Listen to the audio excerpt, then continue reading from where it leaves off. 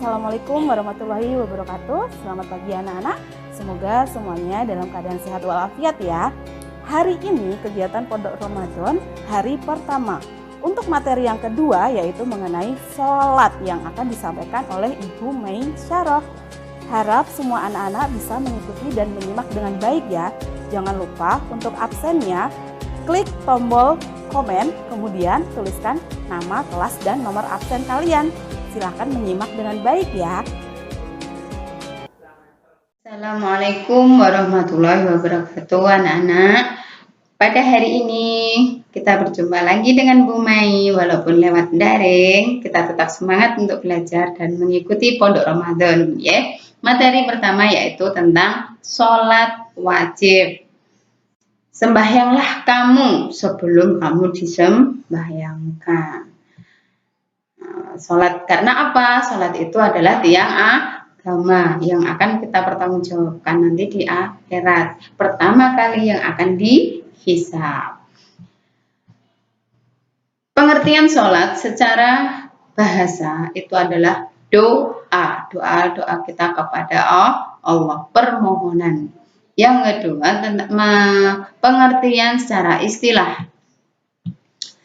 Secara istilah, sholat itu adalah serangkaian ucapan dan gerakan tertentu yang dimulai dengan takbiratul ihram dan diakhiri dengan salam.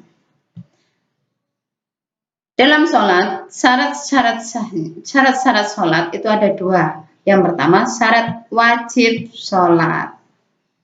Apa saja syarat wajib sholat? Yang pertama adalah beragama Islam. Tidak wajib bagi orang yang bukan Islam. Atau yang kedua, balik. Balik itu ada dua ketentuan ya, untuk perempuan dan laki-laki itu berbeda. Kalau laki-laki itu biasanya ditandai dengan keluarnya mani ketika kita malam mimpi basah. Yang bagi perempuan itu sudah usia 9 tahun atau ditandai dengan datangnya haid.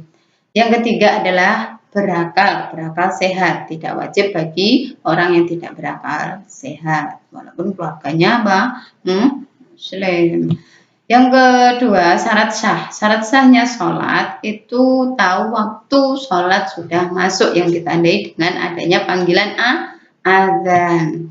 Yang kedua, suci dari hadas besar dan hadas kecil. Kalian tahu ya, hadas besar keluarnya mani, haid.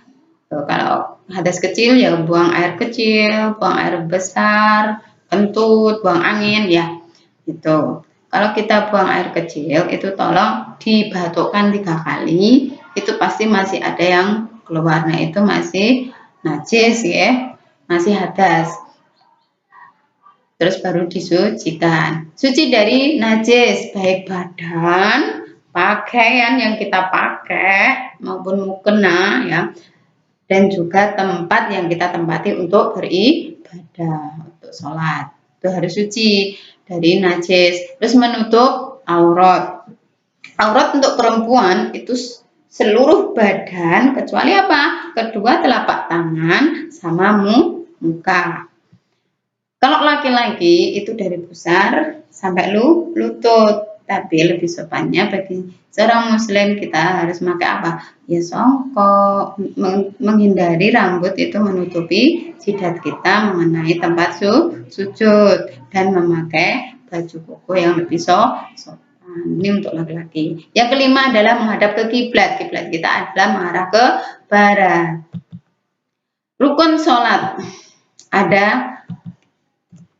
14. Yang pertama niat, takbiratul ihram. Kedua, ketika berdiri bagi yang mampu. Jika nggak mampu gimana? Bisa duduk, berbaring atau dengan isyarat. Keempat, membaca suratul Fatihah, ruku, iktidal, sujud, duduk di antara dua sujud, duduk tasyahud akhir itu harus dengan tumakninah, khusyuk ya. Berhenti sejenak sebelum melanjutkan ke gerakan berikutnya, tumakninah. Membaca tasyahud akhir, membaca sholawat, salam, dan tertib. Nah, tumakninah ini masuk pada gerakan sholat Ini menurut siapa? Imam Syafi'i.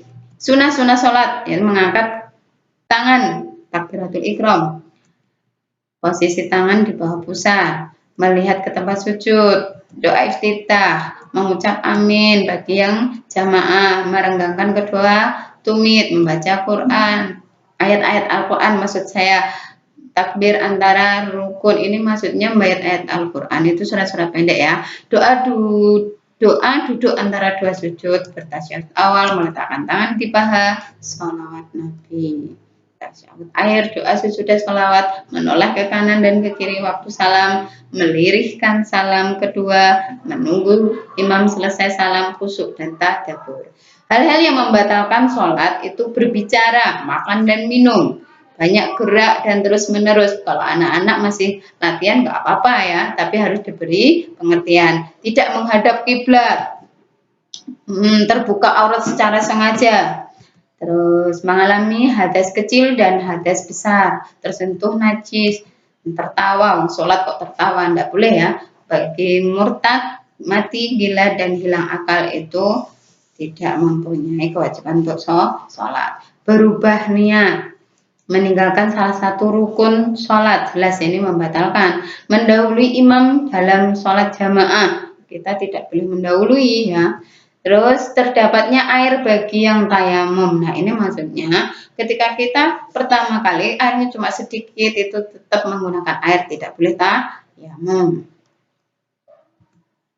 Yang keempat, mengucapkan salam secara sengaja. Demikian yang saya sampaikan. Kurang lebihnya saya minta maaf. Semoga bermanfaat buat kita semuanya, anak-anakku. Semoga kita diberi kesehatan hingga dalam melaksanakan ibadah puasa hingga akhir, dan kita bisa bertemu kembali untuk melaksanakan